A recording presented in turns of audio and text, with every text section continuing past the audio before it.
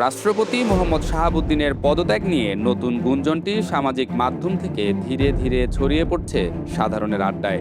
রাষ্ট্রপতির পদত্যাগের গুঞ্জনের উৎস হিসেবে আলোচনায় এসেছে সাংবাদিক জুলকারনাইন সায়েরের ফেসবুক পোস্ট, যেখানে দাবি করা হয় যে স্বাস্থ্যগত কারণ দেখিয়ে রাষ্ট্রপতি পদত্যাগ করতে পারেন এবং সম্ভাব্য নতুন রাষ্ট্রপতি হিসেবে মন্ত্রিপরিষদ সচিব নাসিমুল গনির নাম বিবেচনায় রয়েছে।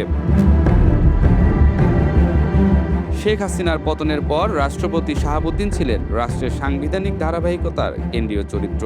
২০২৪ সালের আগস্টে সংসদ ভেঙে অন্তর্বর্তী সরকার গঠনের পথ তৈরি হয়, যাদেরকে শপথ পড়িয়েছিলেন রাষ্ট্রপতি। এরপর ২০২৬ সালের ১৭ ফেব্রুয়ারি বিএনপির নেতৃত্বে নতুন নির্বাচিত সরকার গঠিত হলে রাষ্ট্রপতি নিজেই তারেক রহমান ও নতুন মন্ত্রিসভার শপথ পড়ান। রাষ্ট্রপতি শাহাবুদ্দিনকে নিয়ে বিতর্কের মূল জায়গা ছিল শেখ হাসিনার পদত্যাগপত্র প্রসঙ্গে তার পরস্পর বিরোধী বক্তব্য।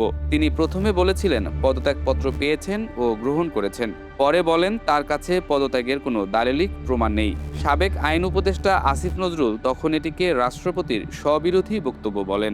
বঙ্গভবন পরে জানায়, অন্তর্বর্তী সরকারের সাংবিধানিক বৈধতার উত্তর আপিল বিভাগের বিশেষ রেফারেন্সের মতামতেই প্রতিফলিত হয়েছে।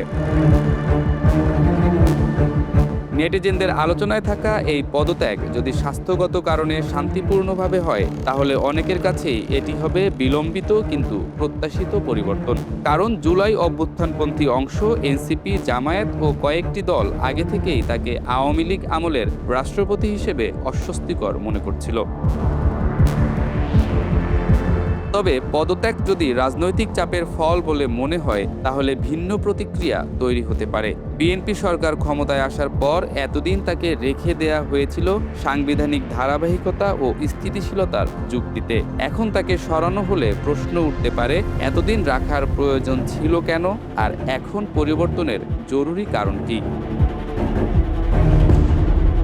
রাজনৈতিক দলগুলোর মধ্যে ২০২৪ সালের আলোচনায় রাষ্ট্রপতির অপসারণ দাবিকে সমর্থন করেছিল জামায়াত ইসলামী, আমার বাংলাদেশ পার্টি, ইসলামী আন্দোলন বাংলাদেশ এবং গণ অধিকার পরিষদের একটি অংশ।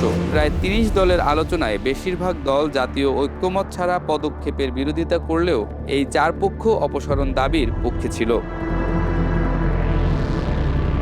পরবর্তীতে জাতীয় নাগরিক পার্টির আহ্বায়ক ও বিরোধী দলীয় চিফ হুইপ নাহিদ ইসলাম সংসদে রাষ্ট্রপতিকে অপসারণ ও গ্রেপ্তারের দাবি পুনর্ব্যক্ত করেন। তিনি রাষ্ট্রপতিকে দুর্নীতিগ্রস্ত, অযোগ্য, প্রতারক এবং গণহত্যায় সংশ্লিষ্ট বলে তার বক্তব্যে উল্লেখ করেন।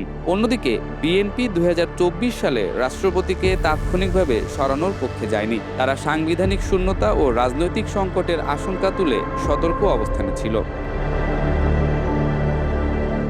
রাষ্ট্রপতি ইস্যুতে সামাজিক যোগাযোগ মাধ্যম ব্যবহারকারীদের আলোচনার একটি বড় অংশ জুড়ে রয়েছে বর্তমানে মন্ত্রিপরিষদ সচিব নাসিমুল গনির রাষ্ট্রপতি হওয়ার সম্ভাবনা। মন্ত্রিপরিষদ বিভাগের তথ্য অনুযায়ী তিনি ১৬ ফেব্রুয়ারি ২০২৬ দেশের ২৬তম মন্ত্রিপরিষদ সচিব হিসেবে যোগ দেন। এর আগে তিনি স্বরাষ্ট্র মন্ত্রণালয়ের সিনিয়র সচিব ছিলেন। তিনি প্রশাসন ক্যাডারের কর্মকর্তা, মির্জাপুর ক্যাডেট কলেজ ও ঢাকা বিশ্ববিদ্যালয়ের অর্থনীতি বিভাগের ছাত্র এবং চাকরি শুরু করেন ১৯৮৩ সালে রাঙামাটিতে সহকারী কমিশনার হিসেবে। যদিও রাষ্ট্রপতি পদে কাউকে সরাসরি নিয়োগ দেয়া যায় না, সংবিধান অনুযায়ী রাষ্ট্রপতি পদত্যাগ করলে তিনি স্পিকারের উদ্দেশ্যে স্বাক্ষরিত পত্র দেবেন। পদ শূন্য হলে স্পিকার অস্থায়ীভাবে দায়িত্ব পালন করবেন এবং মৃত্যু, পদত্যাগ বা অপসারণজনিত শূন্যতার ৯০ দিনের মধ্যে নতুন রাষ্ট্রপতি নির্বাচন করতে হবে।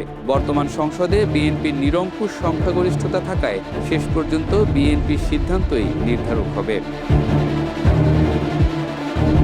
রাষ্ট্রপতি শাহাবুদ্দিনের পদত্যাগ হলে সেটি শুধু ব্যক্তিগত স্বাস্থ্যগত সিদ্ধান্ত হিসেবে সীমিত থাকবে না। এটি হবে জুলাই অভ্যুত্থান, অন্তর্বর্তী সরকারের বৈধতা, বিএনপির নতুন শাসন ক্ষমতা এবং রাষ্ট্রপতি পদের রাজনৈতিক চরিত্র নিয়ে একই সাথে নতুন আশা ও বিতর্কের সূচনা।